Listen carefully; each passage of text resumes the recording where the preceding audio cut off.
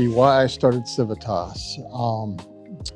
Many moons ago, I guess 13 years ago now, I was kind of lacking a little bit from percussion students at the high school I was teaching at. I'd always toyed with the idea of starting an independent group, but I also wanted to help build the percussion education in the community surrounding Rock Hill, North Carolina, South Carolina. And decided one day that, it was time to start building the percussion curriculum and pedagogy in this area from the standpoint of let's bring instructors together. Let's start putting some knowledge to these kids and start growing this community. I've heard good things. You guys have been breaking stuff down, getting better, clean notes, note accuracy, rhythmic accuracy, going slow to fast, good stuff, right? We're gonna go through the whole lot sequence really quick before we get into the show, and then we're gonna just run the show, and then we're gonna mainly focus on K to the end of 2, and then part 3 for the rest of the evening, okay? And when I first thought about, okay, what would I name this independent group? Being based out of Rock Hill, I was like, what can tie me back to the city? So maybe down the line, we can partner up with the city and start doing some things. And I was driving through Rock Hill one day and came up to these statues called Civitas statues. I looked over to the right as I was at that stoplight and noticed that the name was Civitas or Civitas. Honestly, at the time, I didn't even know how to pronounce it. And if you have been in the early years of Civitas, you notice that 90% of the judges had no clue of how to pronounce it. We heard all different names, but anyway, sitting at the stoplight, I was like, that would be a unique name, I think. Let me go look it up. So I went and kind of did a little research, and it was about bringing kind of all the industries into Rock Hill, like gears of knowledge, inspiration, flames, and then actually, I got the gears of industry, the flames of knowledge, the stars of inspiration, and the lightning bolt of energy.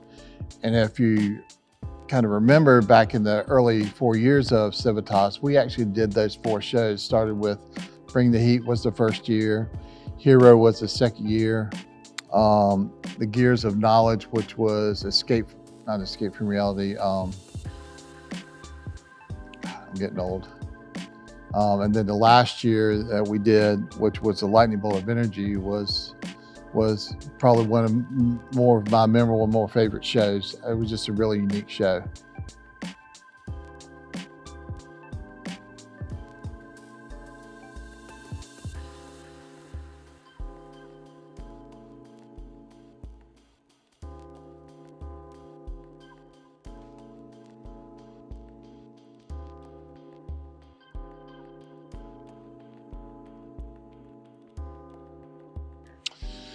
So the decision to go to World, it was a tough one, at least for me, because I personally really never wanted to go to World Class.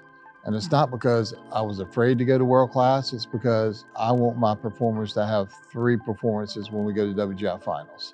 In open class, we were always at the top 6, top 5, top 4, whatever. And I was always guaranteed 3 shows. Now that we're in World Class, I'm not guaranteed 3 shows. I've got to fight just to get into that finalist spot. And I think for us, if you've watched us over years, we're pretty strong for about 4 years, 3 years, 4 years. And then that 5th year, we see a big turnover in students.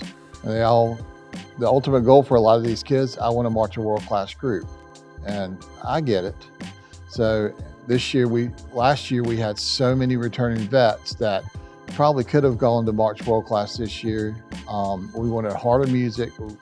Visually, we wanted to do some more things. So it just ultimately, after talking with the team and the staff and the administration, we felt like the best thing for us to do moving forward is to go into that World Class. That way we can keep our vets around. We can continue to grow. We can continue to challenge these kids, because the people that are in our group now are going to be the future educators teaching these kids going down the road. And we need those top talented tier members to go out there and teach the students.